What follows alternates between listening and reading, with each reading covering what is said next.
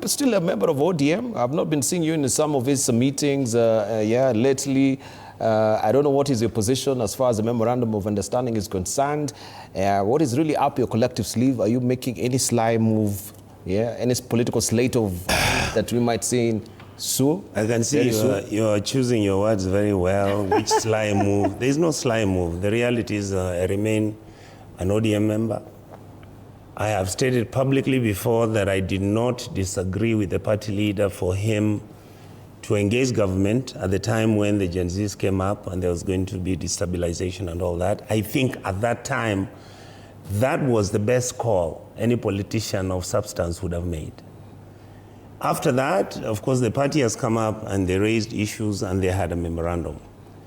The distinction between what is and what is not is the memorandum in terms of the issues that were put on the table at that time.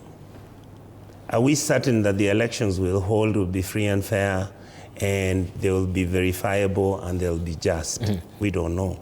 Are we sure that the young people who have died during these demonstrations and the period are going to be given at least honorable burials, honorable restitution, and so that this matter can, even if it means it's investigated retroactively, so that we can have closure and then we can agree that this cannot take place.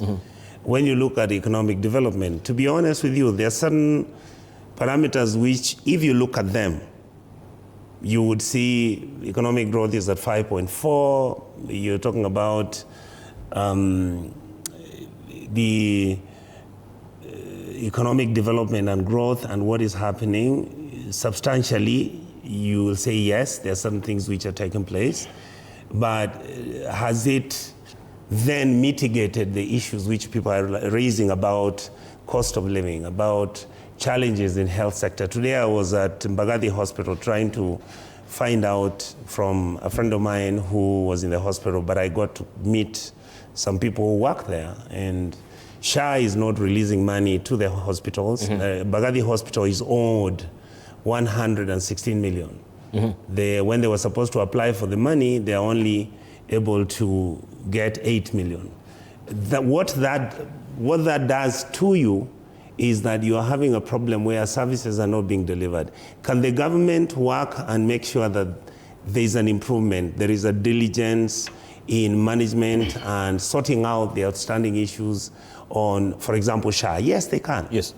Why are they not doing it? Maybe it's because the whole thing was so new and it was so magnificent that some people have not understood that the public is busy waiting. In university education, you can see the challenges about university funding.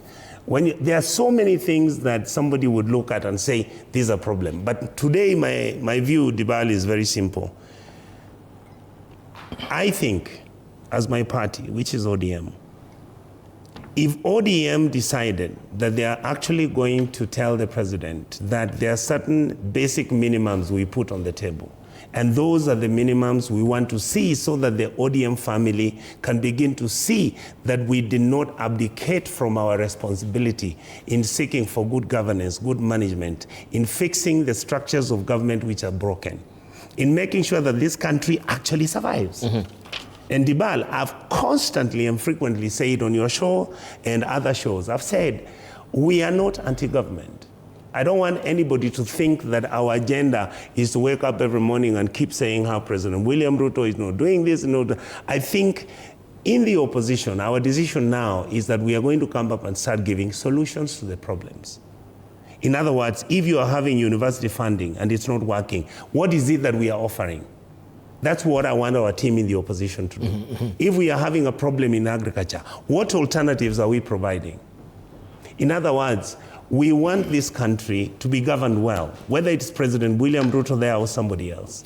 And this is my point, that the baby we picked called democracy with a constitution that came out in 2010, the agenda was not for it to make us hate each other, become tribal, disregard good governance, accept that the winner takes it all, make sure that the side which is historically at the right position is one which benefits in government, because the public expects our country to be a fairer nation, to be more realistic, to accept our mistakes and work on them, and make sure that we have a state that is functional, so that then we can move forward. So my point for me is that the decision that the party took, yes, I have never been against the Prime Minister agreeing to sit with President William Ruto, to agree with him to salvage the government when there was a problem at that time.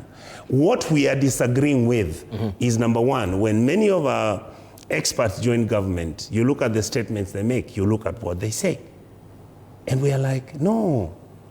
We wanted you to come in as a team that would make Kenyans understand that you have empathy, that you have realism to the issues affecting the country. It's not about what you can get out of government. This narrative that is our time to eat, that is our time to fix it, that it has been broken for so long. Kenya is such a complex enterprise. It needs people of caution, it needs people of integrity, and needs people of responsibility to pick this nation and slowly keep pushing it to a direction where we will come to the center. Right now, my feeling is that some of us are going to the far left, others are going to the far right. And as a result, you have a nation right now, if you really look, if there was anything you would use to call temperature gauge, the temperature of this country is not good. And I believe that leadership can be responsible. I believe that the president can cool down the temperatures. I believe that the prime minister has stood his ground and said, no, we made this decision. At inception, the decision was brilliant. The country slowly stabilized and everything. But what are the things? When people are demonstrating, why are people being killed?